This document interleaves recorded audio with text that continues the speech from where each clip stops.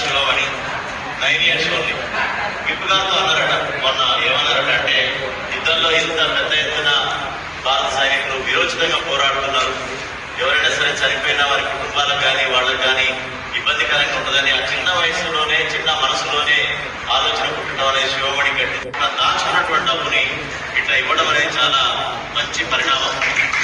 ముఖ్యమంత్రి గారు కూడా శాలరీ ఇచ్చిన పేపర్లో చదివారు. సో మనకు కూడా ఉద్యోగులు కానీ ఇతర ప్రముఖులు కానీ అందరం ముందుకు రావాలా, సైన్యానికి సంఘీభావం తెలపాలా.